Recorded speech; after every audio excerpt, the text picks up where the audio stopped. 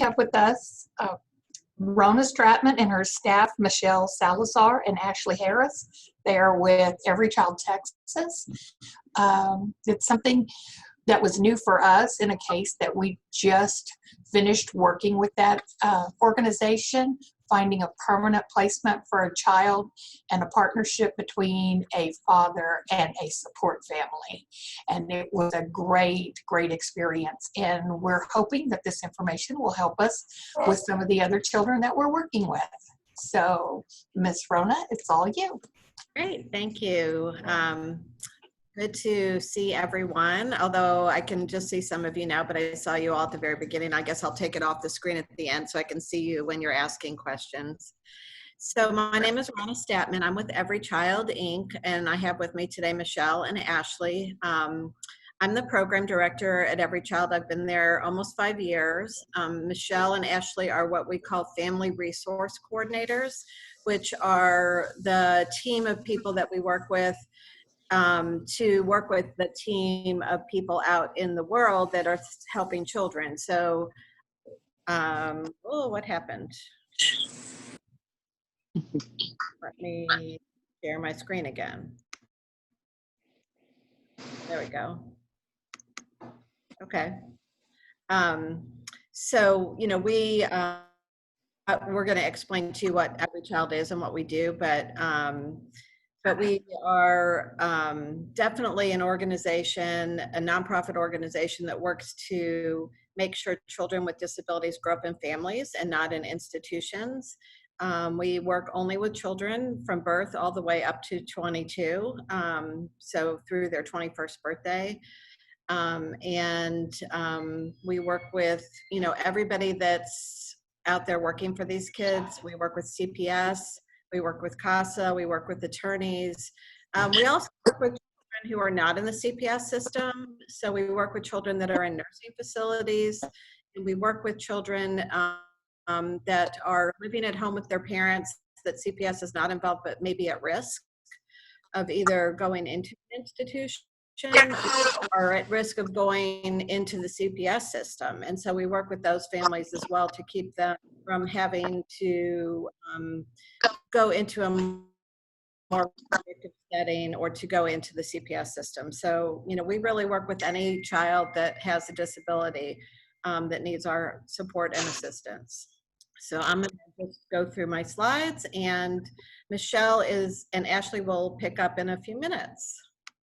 So these are just a couple of the kids that we've worked with. We're not going to talk about any particular kids today and as far as their names or where they're at or anything. Just we do have permission from these children to share their photos.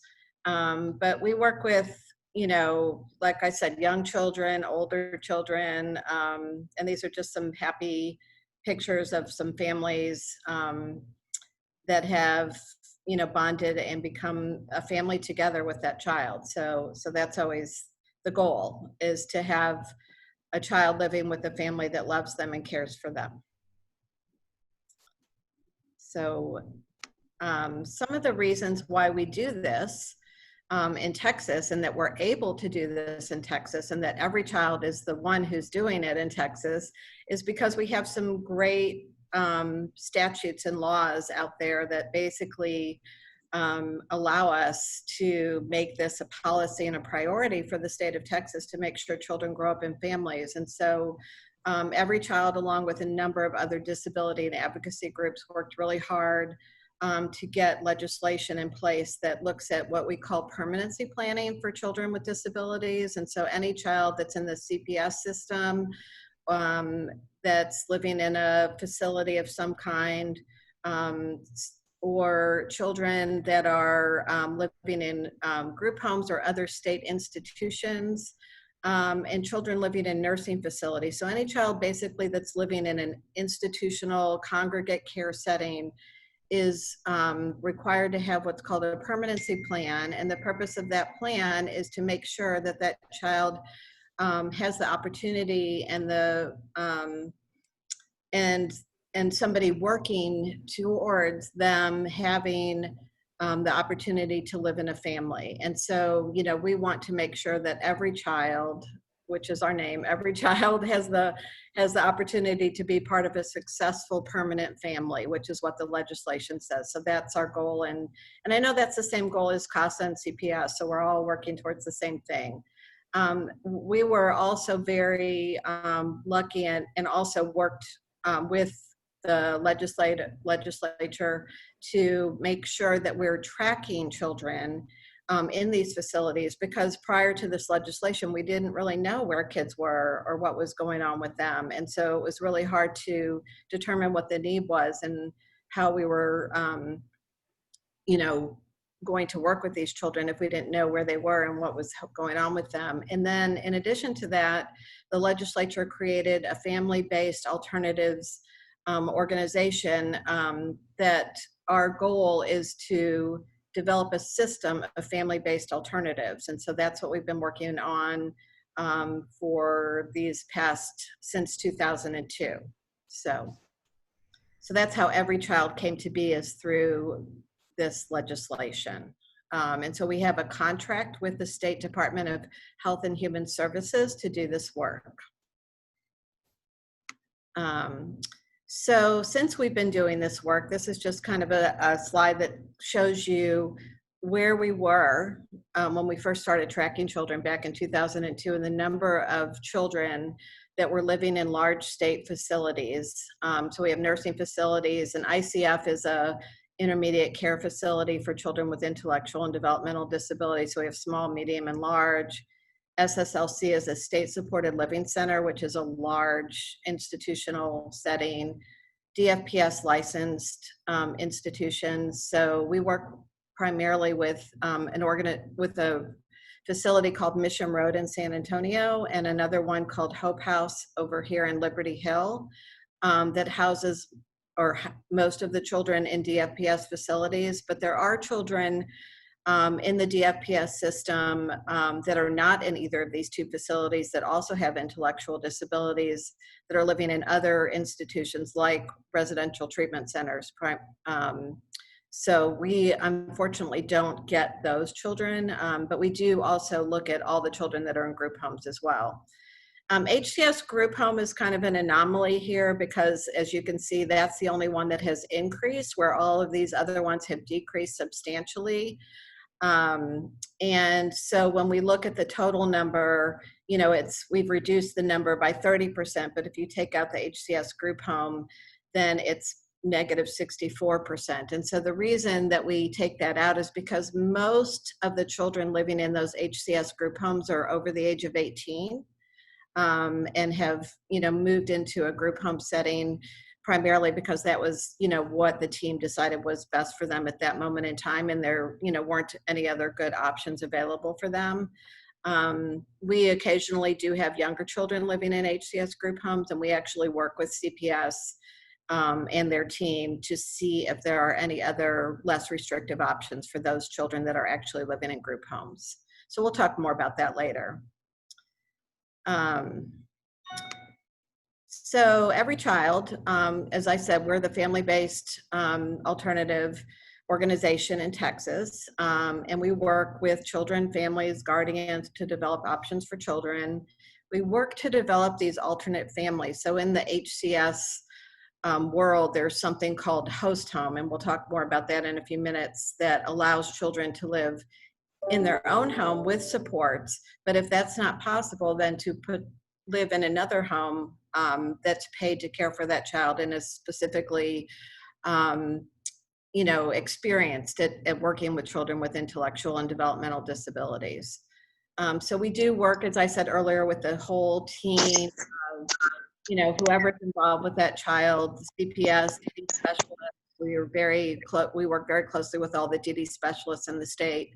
CASA, of course, attorney ad litem. The LIDA is the local IDD authority. So that would be, Michelle, help me to remember what the name of the LIDA is down where these guys are. Do you remember? In Victoria area? No, I don't. But it would be the local authority, like in every county has a local authority. Some local authorities cover multiple counties. I want to say it's Gulf Bend. Is that correct? I think that's right. Okay. Yeah, so we work a lot. You know, Michelle and I are both in Austin as well as Ashley. We work the Central Texas area, and so the LIDAs we work with are primarily the Austin, which is Austin Integral Care. We work with Bluebonnet Trails, which covers a large swath of Central Texas. We work with in San Antonio. We work with ACOG. In the Houston area, we work with the Harris Center. We work with the Fort Bend County Center, you know, so we work with all of them. I believe there's like 28 or so around the state. Does that sound right, Michelle? Something Yeah, along. something around that, yeah. Hmm. So every county is covered by a LIDA. And they're the ones who request and staff the development of providing a waiver for a child. And then we work at the state level too. So we work with state agencies, we work with all different kinds of disability and advocacy organizations. I'm on the Children's Child Protection Policy Council that, you know, works with CPS and DFPS on policies related to working with, you know, children. I work closely with CASA of Texas. In looking at policy issues. So we're really, you know, happy to be involved with all of those different groups. So we have moved 650 children or diverted, you know, those children from going into an institution. So we're obviously very proud to have, you know, been able to work with so many children and be successful. So of that 650, 37% have been able to return home. But as you can see, 63% were not able to return home. And so we had to look for alternatives for those children. And that's a lot of what we do is work to find, you know, what we call support families or host homes for these children to live with a family that will care for them and be, you know, providing them with supports and services in their own home.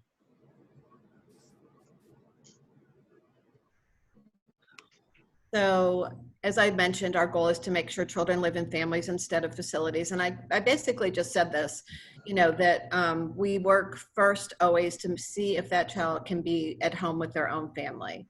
And there's lots of things that we can do to support that family. We can get services in their own home through the, either Medicaid or HCS waivers. And I have a slide about that in a few minutes.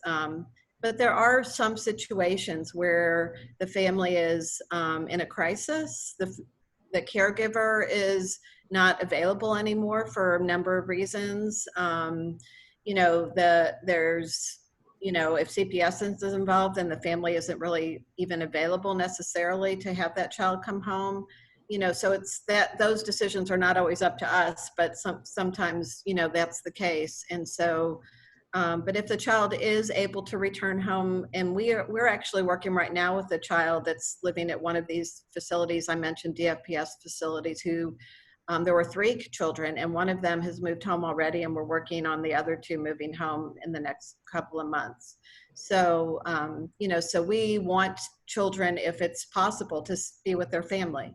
But if it's not possible, then we do what we have to do to find other options for that child. And so we work with their team, you know, so when I say families and guardians, so sometimes it's their own family that's seeking this out-of-home placement without CPS involvement, but they know that they're in crisis and things are, you know, changing in that family situation and they need an out-of-home placement.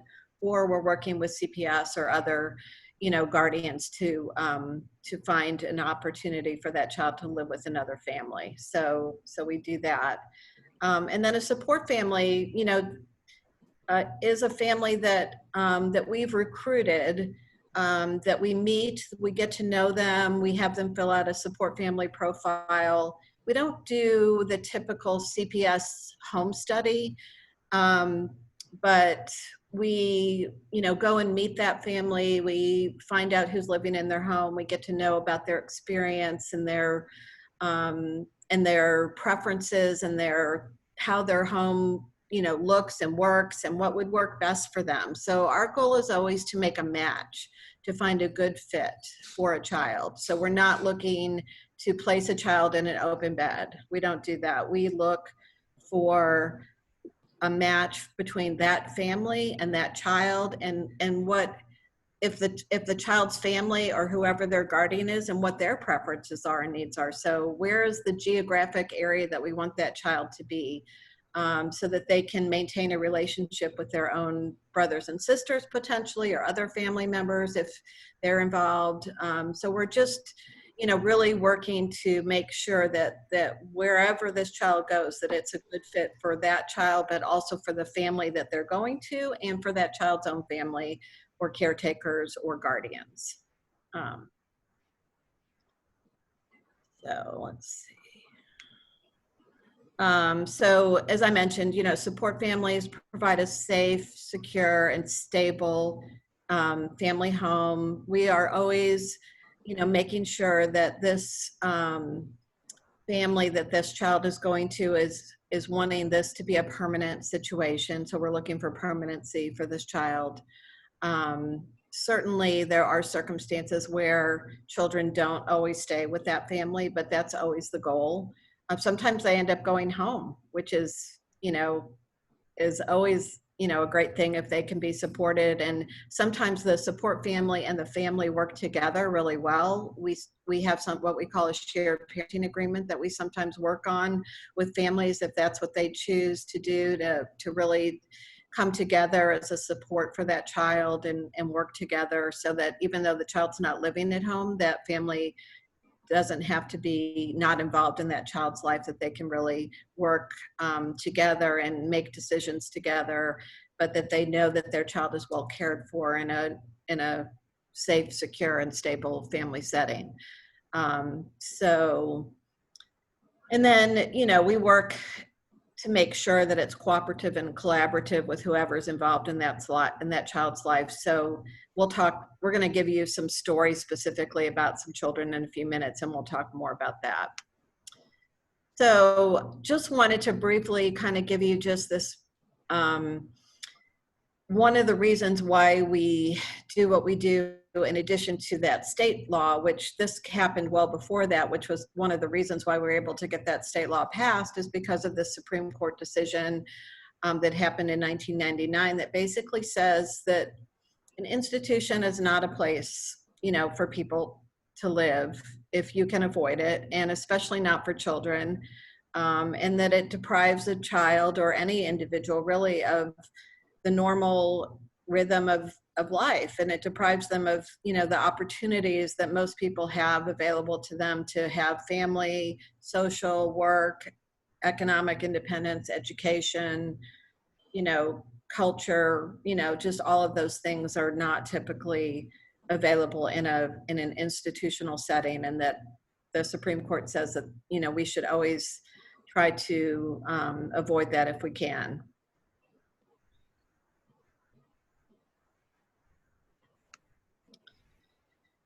So as I mentioned earlier, we had this legislation that requires permanency planning, and we also have what's called a Promoting Independence Plan in Texas. And so this has led to actual funding for services, which is one of the keys to making it work, that you have to have the funds to make sure that child can be in that setting. And so Texas developed a Promoting Independence Plan and developed some priority groups to make sure that either children and adults were not living in institutions, so that they could leave institutions if they were already in an institution, or could be diverted from an institution. And so some of the priority groups that every child works very closely with are children in DFPS facilities. So a general residential operation is what those are called. The RTCs and those two facilities, Mission Road and Hope House, are all general residential operations. We also work a lot with children aging out of care. And so, both of these two categories had specific amounts of HCS waivers that were available to them through the legislative process. And then finally, children in crisis, that's, where we're working with a family a child's living in their home and something is happening that requires them to either need more services in their own home to keep that child in their home, or if that isn't what's going to work for that child, to potentially look at other alternatives outside of the home. And so every child only looks at host home or family-based settings. We don't look at group homes or other kinds of congregate care for children.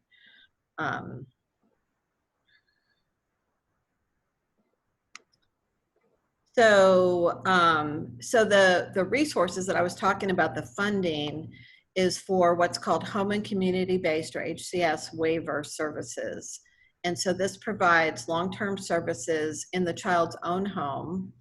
And it also provides what we call host home services, which is a service that allows the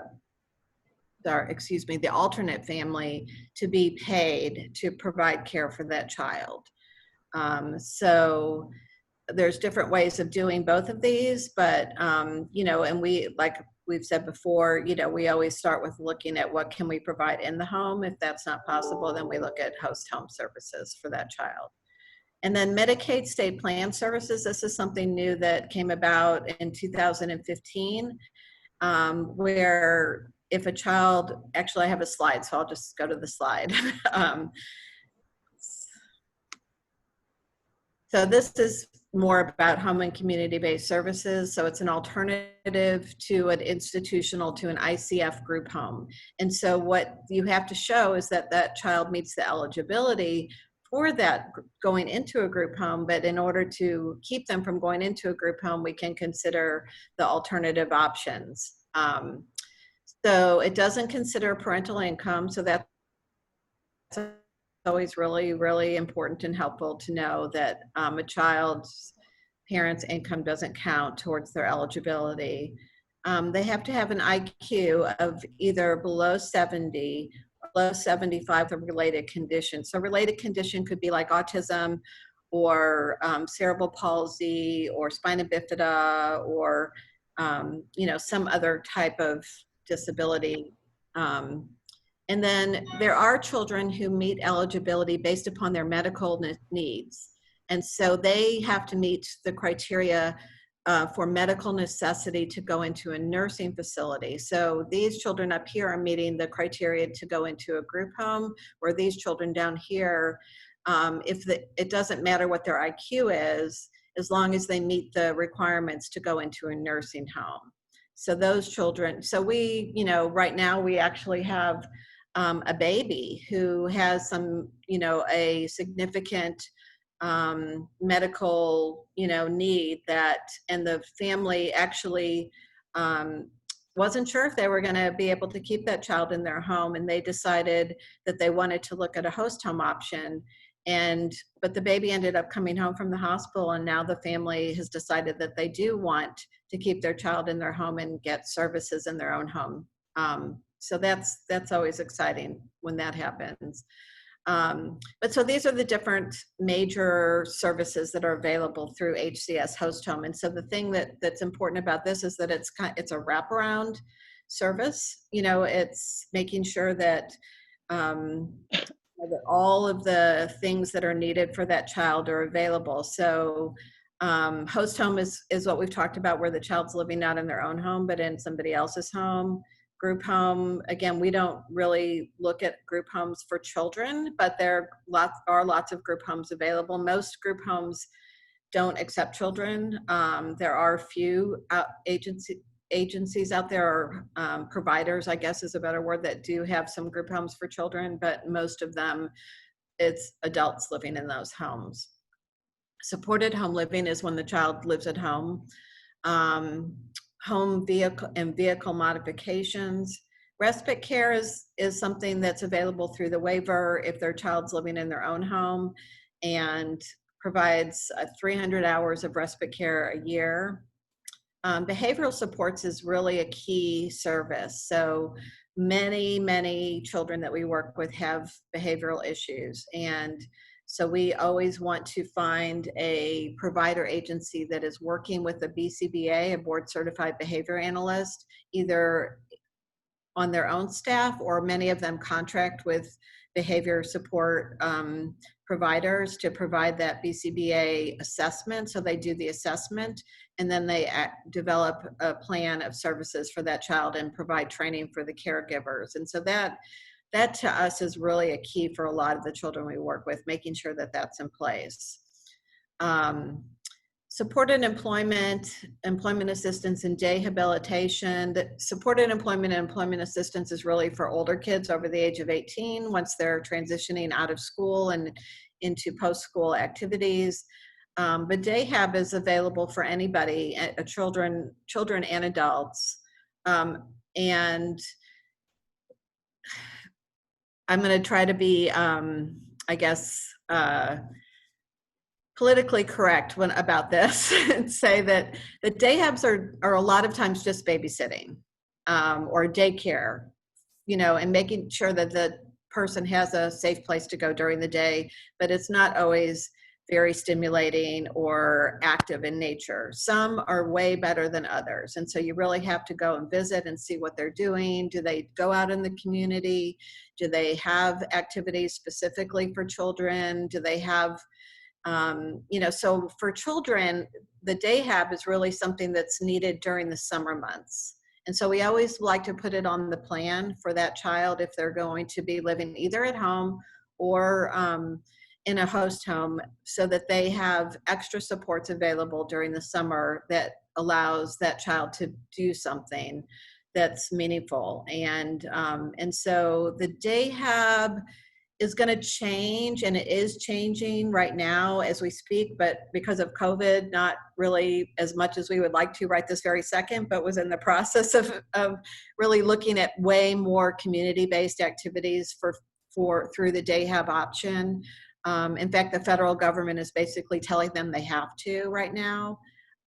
So we'll look hopefully to see that day hab option being much more available and as a good alternative,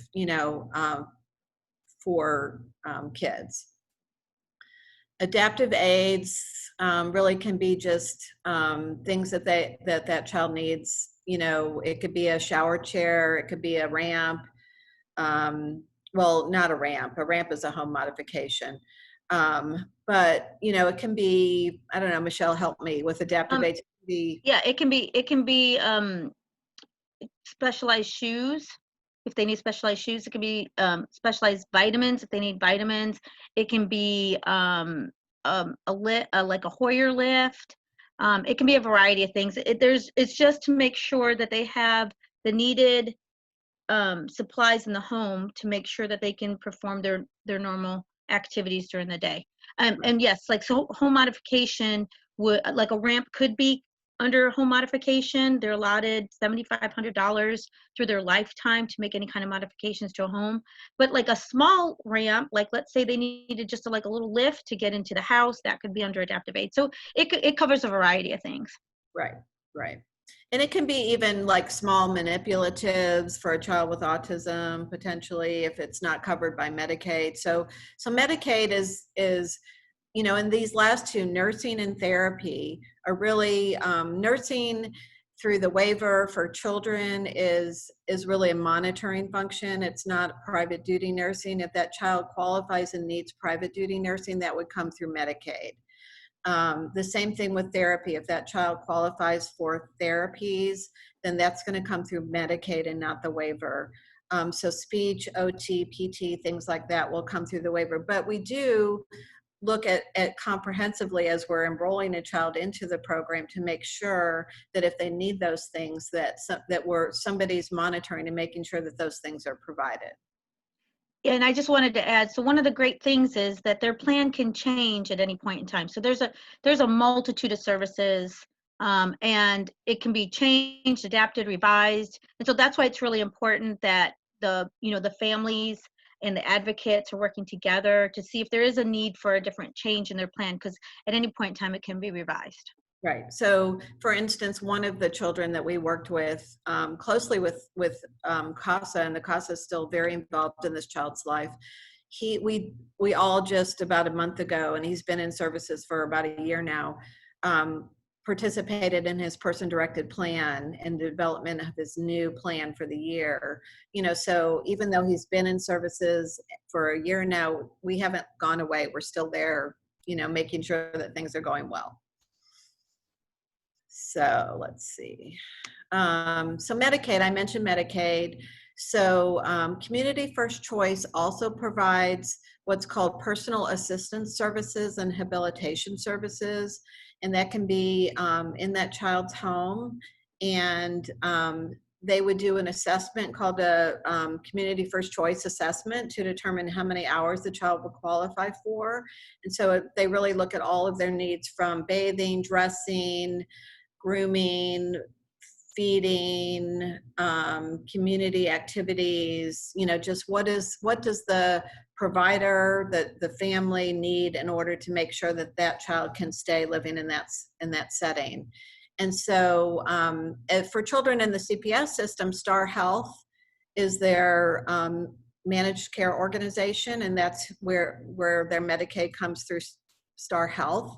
And so if a child was living in a situation where they needed nursing, nursing is a Medicaid state plan service, but right now we're talking about Community First Choice. But if they needed this PASHAB, personal assistance services and habilitation, then you can talk to their Star Health service coordinator or their local IDD authority, which we mentioned earlier was the Gulf Bend Center, to do an assessment to determine if they qualify for the service. So they have to, again, meet the eligibility for that ICF group home facility. Also nursing facility or residential treatment center. So there's 3 areas there. So now we're going to talk about some kids. And so, and Michelle can kind of give you a better picture of how we work to do that matching process and really work to find a good home for a child that's needing that host home option. So, and these are just, again, some pictures of some kids that we've worked with. So, and then this is another picture. So I'll go ahead. Go ahead, Michelle. Okay. And thank you all for giving us this opportunity. So it's really important that we work in partnership with our local authorities, with CPS, with CASA, with Disability Rights. We work with all of these agencies because we will get referrals. We can get referrals from either word of mouth or from the local authority, from Disability Rights, CPS, CASA. I mean, there's a multitude of ways that we find out about children. There's even, I was actually very lucky to work with a kiddo who was at a rehab here in Austin. And normally, and I do work with children in nursing facilities, but this isn't considered a nursing facility. And I was lucky enough to find out about him, and they found out about us from word of mouth.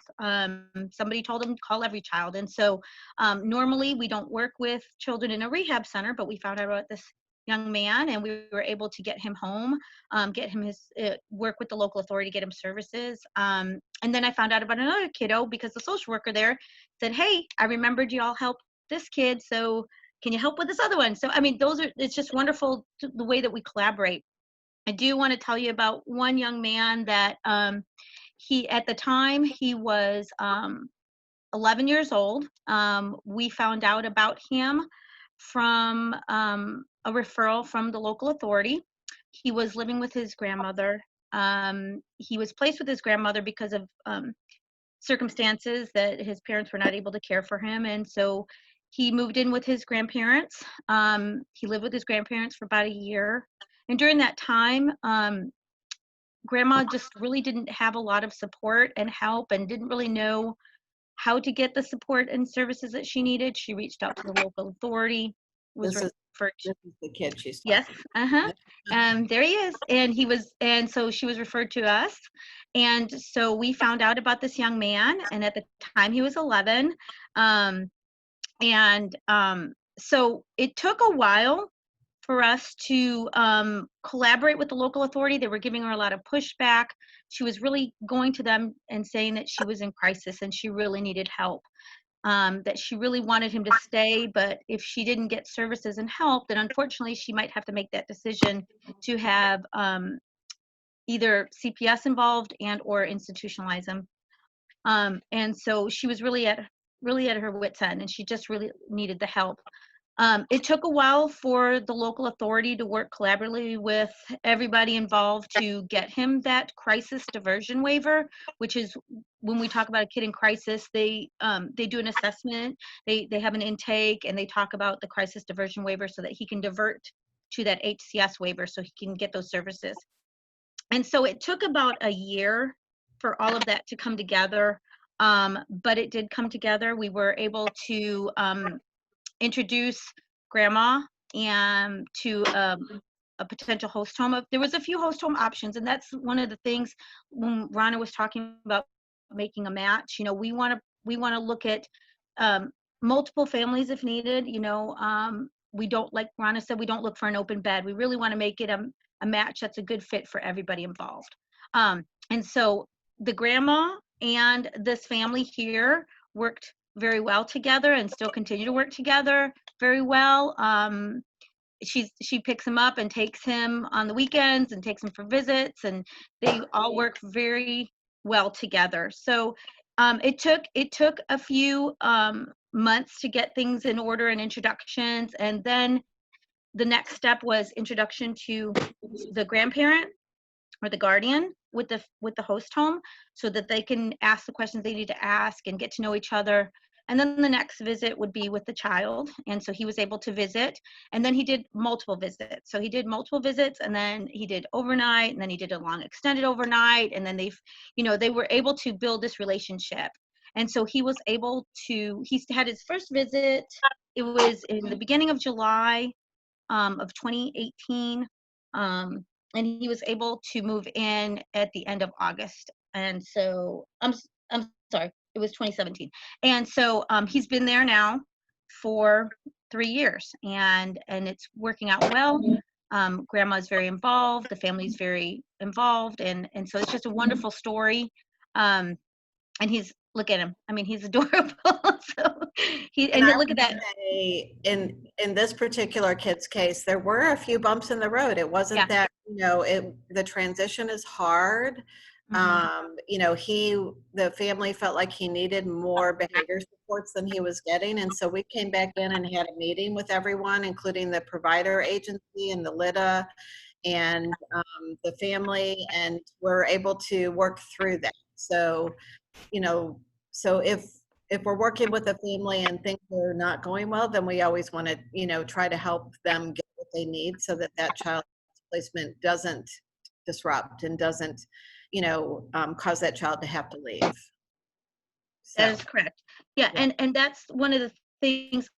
Now he didn't have such as big of a team as the young man that I'm going to talk about next. But he did have his team. He had his, you know, every child, his natural family, his support family. The HCS provider was very involved. His behavior specialist was very, very involved. And so he had, you know, every child has a team. There's some kiddos that have a bigger team just because there's more entities involved. And so the next kiddo I want to talk about.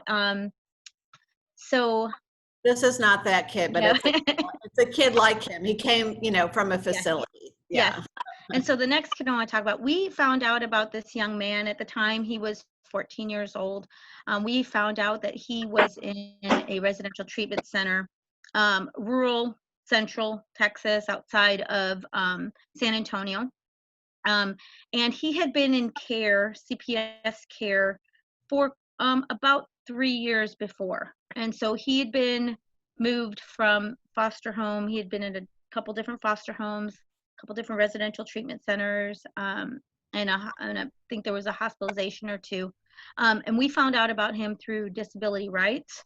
That's one of the other partners that we work very closely with. And so we were presented with this young man.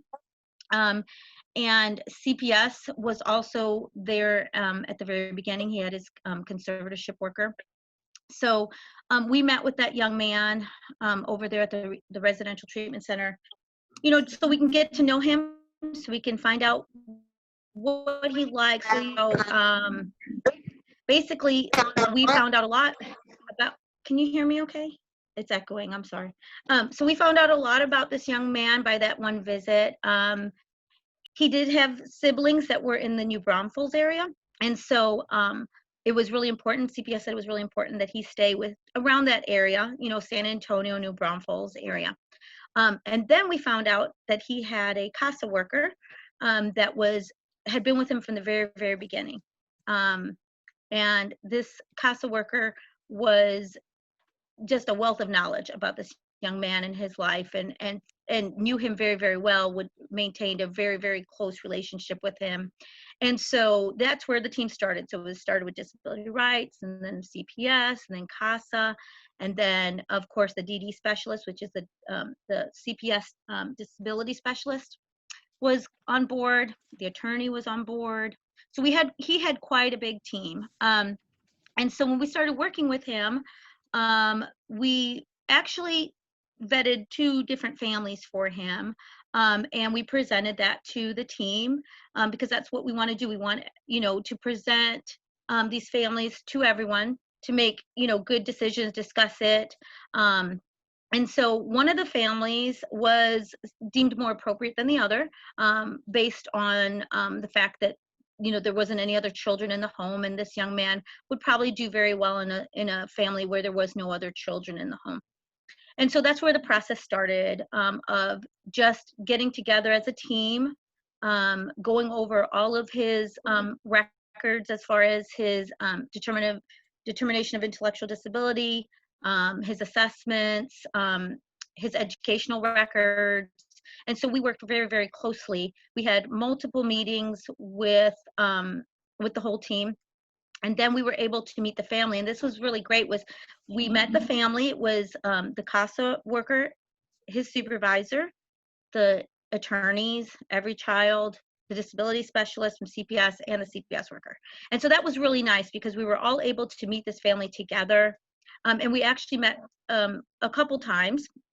And before we actually started the introduction to the child. And so when he was actually introduced to the family, the CPS worker and the CASA worker were both with him at that meeting. And so there was multiple visits throughout that time period. And this one took a little bit longer, just because we had to get a lot of things in order to make this a good transition, to make sure that his assessments were correct, and his level of need was correct, and the supports that he would need would be in place, and getting everything in place for this young man so he can do a transition.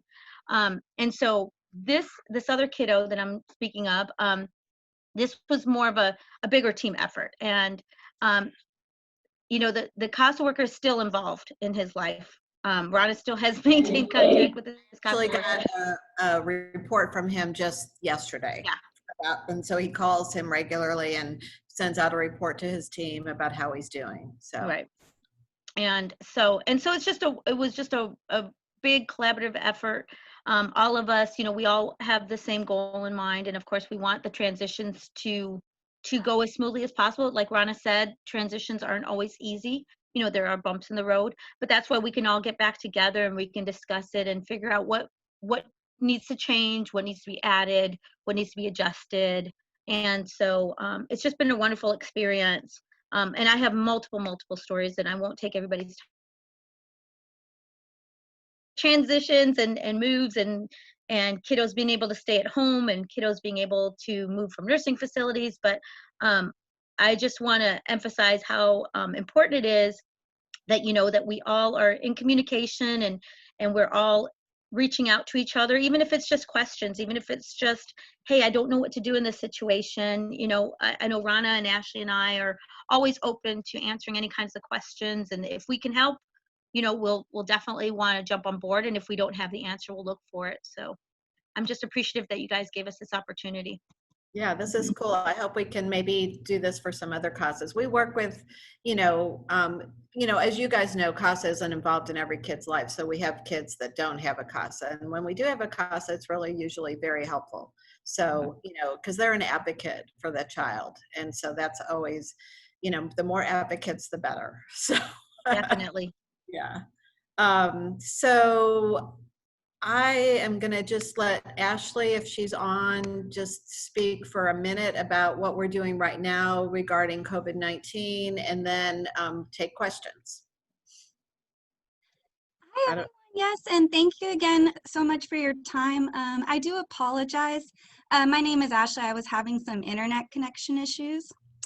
But yes, so during COVID-19 and during this new normal that we're living in, we're happy to say that, we are still open and we are available to do virtual meetings and phone calls. Lately, we have been using some video call platforms such as Microsoft Teams and GoToMeetings and now Zoom. But yeah, we are here to answer any questions you may have about being a support family and how to support a child with disabilities at home during COVID-19. very good. So yeah, so I don't know if there's been any chat questions. I guess Regina, you would, if you have any, or if you want to open it up to the group to ask any questions, we're happy to take them. Abby had a question.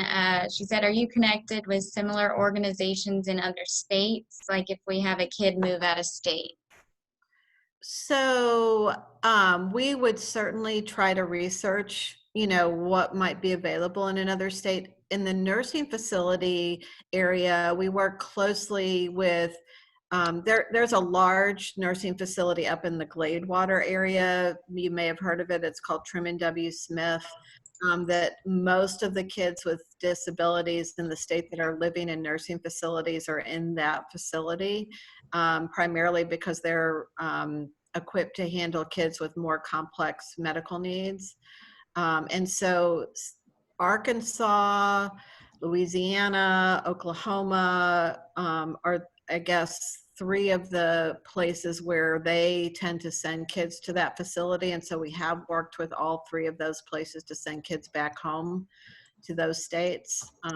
So, I don't know that there is something like us in every other state. We, I think, are very fortunate in Texas to have Every Child, or an organization like Every Child that's doing this work. My executive director, Elizabeth Tucker, who's been doing this for many, many years, more than Michelle and I and Ashley, has worked in multiple other states trying to help them to establish more supports and services like this in other states. I know she's worked in Pennsylvania, she's worked in Utah, so she's worked in other states to try to establish this. But so we would definitely, reach out. There's a disability rights in every state, so we would always be able to contact them and find out who we might work with in that state. There's always a Health and Human Services agency in every state, so we could certainly reach out to them as well. A question from Sandy. Do you work with adults that are intellectually delayed and have children in care? So do you ever work with parents? That's a really good question. I have to say that in my time with Every Child, which has just been about 4.5 years, we have not. But, coincidentally, just a week ago, I was working with somebody from SAFE Austin. SAFE is it's the center that works with families that are in abusive, or women that are in abusive situations, or also,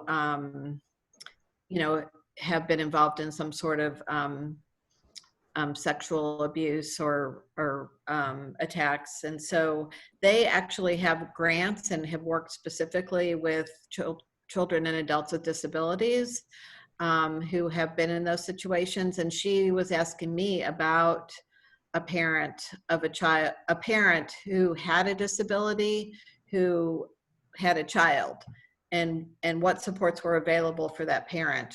And so we worked together and kind of researched what kinds of supports and services. I think, unfortunately, there wasn't anything very specific towards working with an adult parent who also has intellectual disabilities. One resource that I found that I thought was most promising, and I'll have to check back with her and see what happened, was an organization called Any Baby Can. That operates in Austin and San Antonio. I don't think they're statewide, but they do a lot of parent education and training, and do a lot of that court-ordered parent education and training. And so, and also worked with, a variety of different kinds of people that have different needs. And so that was what I was hoping was going to be her best resource. So we would certainly research and try to find something if that was an issue.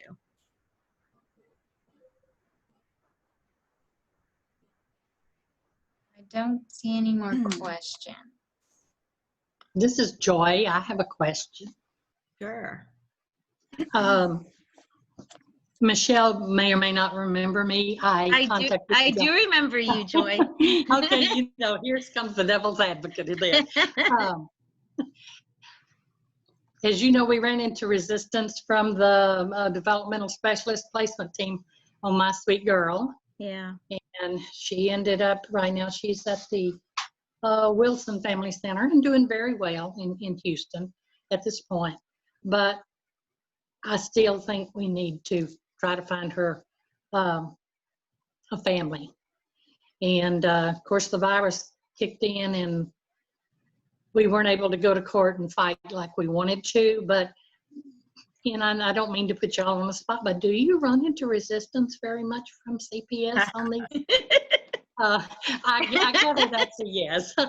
But as soon as we can really get back, because it was like, well, they'll take 6 months or so to find, or a year to find her place, but she's been in this placement now for, I don't know, since January, I think it was. And, nothing has happened. There is no family. Parental rights are terminated and there's no acceptable family out there.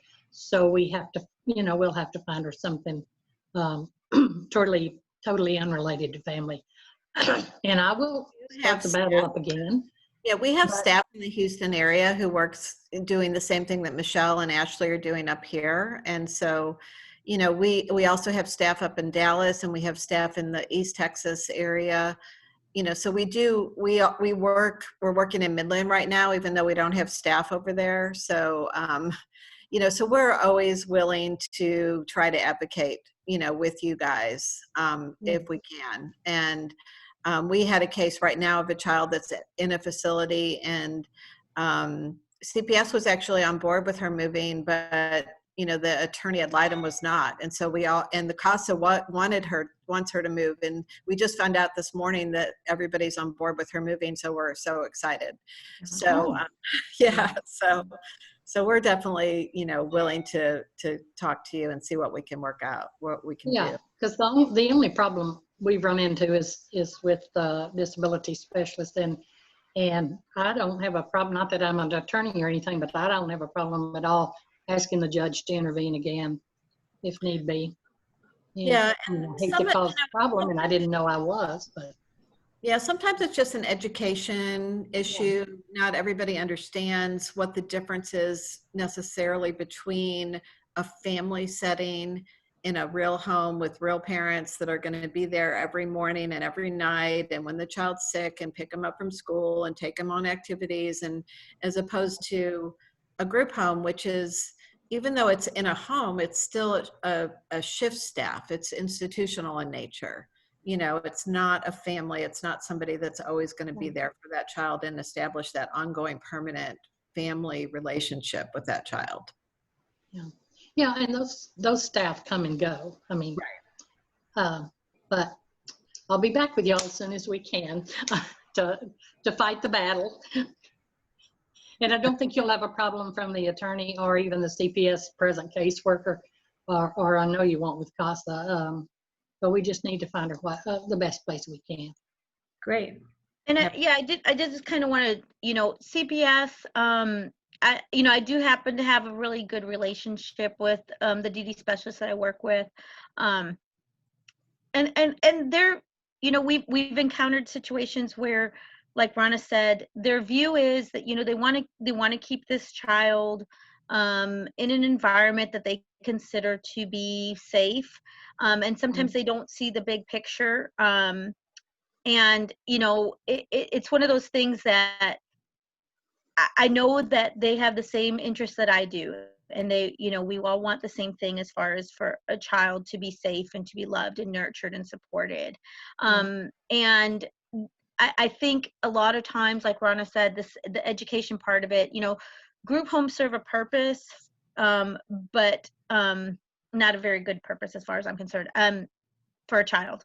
A child needs to have the stability, needs to have the nurturing, the care, the consistency, and CPS, I'm always willing to advocate, and like Rana said, when it's whenever you're ready to talk about it. I do have my coworkers down there in Houston as well, but definitely we are always willing to just explain things in a different way that maybe they might understand. We actually had a situation recently, Rana and Ashley and I, that we had to explain things in a to a CPS conservatorship worker and the supervisor, and and then they thought about it differently after we had our conversation. So there's always that chance, when you have the opportunity to do it. So hopefully we'll have that opportunity.